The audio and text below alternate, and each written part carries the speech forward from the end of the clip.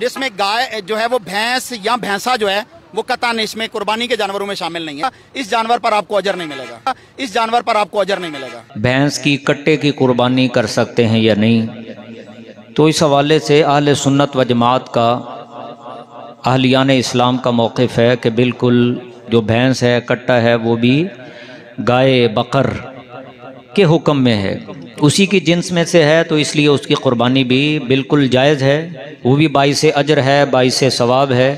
اور اس حوالے سے چند دلائل میں آپ کے سامنے عرض کر دوں. آثار صحابہ کی عالم اسلام کی سب سے معروف اور مشہور کتاب المصنف ابن ابی شیبہ، جلد 7 صفحہ 65 پہ حضرت امام ابو بکر ابن ابی شیبہ رحمہ اللہ نے بیان فرمایا کہ الجوامیس بمنزلۃ البقر. حضرت امام حسن بصری رحمہ اللہ، حضرت مولا علی شیر خدا رضی اللہ تعالیٰ عنہ کے شاگرد خاص، وہ بیان فرماتے ہیں کہ جو بھینس ہے وہ گائے ہی کے حکم میں ہے. تو جس طرح بھینس کی قربانی، گائے کی قربانی جائز ہے، اسی طرح بھینس کی قربانی بھی جائز ہے. اس کے علاوہ الاجماع، یہ حضرت امام ابن منذر رحمہ اللہ کی بڑی معروف کتاب ہے، انہوں نے صفحہ 52 پہ اس حوالے سے امت کا اجماع ذکر کیا ہے کہ اس میں امت کا اتفاق ہے. وَأَجْمَعُوا عَلَىٰ أَنَّ حُكْمَ الْجَوَامِيسِ حُكْمُ الْبَقَرِ، کہ جو حکم قربانی کے حوالے سے، گوشت کے حوالے سے، ذبح کرنے کے حوالے سے گائے کا ہے، وہی حکم جوامیس کا ہے، وہی بھینس کا ہے، مین کٹے کا ہے.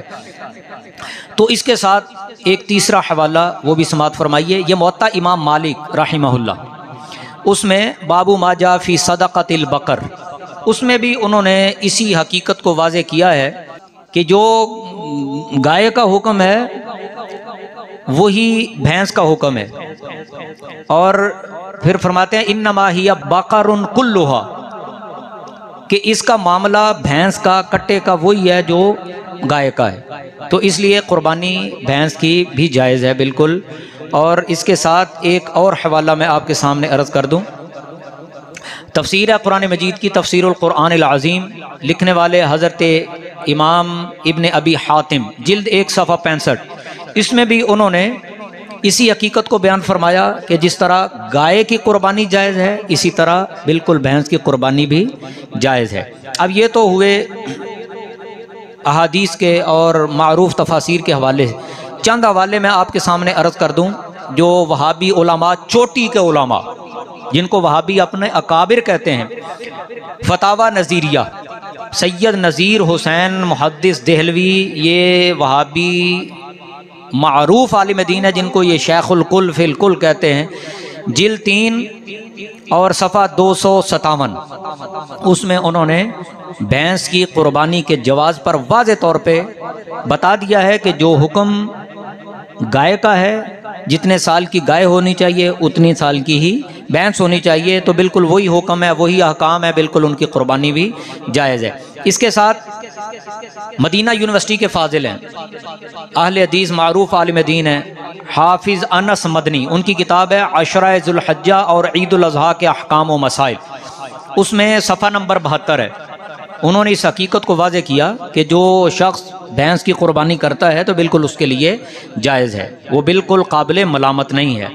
پھر ایک اور کتاب جس کا نام ہے بھینس کی قربانی کا تحقیقی جائزہ، یہ بھی وہابی عالم ہے، حافظ نعیم الحق ملتانی، اور صفحہ نمبر ہے 39. انہوں نے بھی اسی حقیقت کو واضح کیا کہ بالکل بھینس کی قربانی جائز ہے. پھر وہابی عالم، پچھلے دنوں ان کا انتقال ہو گیا تھوڑا عرصہ پہلے، حافظ صلاح الدین یوسف، یہ وہابی مفسر بھی ہیں، چوٹی کے عالم ہیں، محقق ہیں وہابی. ان کی کتاب ہے صفحہ 44 پہ انہوں نے بھینس کی قربانی کے جواز کے حوالے سے اور باعث اجر ہونے کے حوالے سے انہوں نے اس حقیقت کو بیان کیا ہے.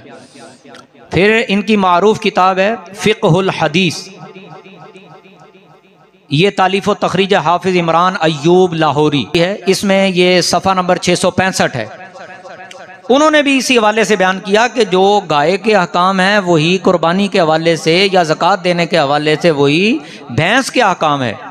تو اس حوالے سے بھینس کی قربانی ناجائز ہونے کے حوالے سے انہوں نے کہا کہ یہ کوئی معاملہ نہیں ہے. جو بھی اس طرح کی بات کرتا ہے وہ امت میں فتنہ ڈالتا ہے، وہ فتور ڈالتا ہے. اور آج کل جو بعض لوگ باتیں کرتے نظر آتے ہیں کہ جی بھینس کی قربانی جائز نہیں ہے، تو وہ عدم علم کی وجہ سے ہے، جہالت کی وجہ سے ہے، ضد کی وجہ سے، ہٹ درمی کی وجہ سے ہے. وگرنہ جس طرح گائے کی قربانی جائز ہے اسی طرح بھینس کی قربانی بھی جائز ہے.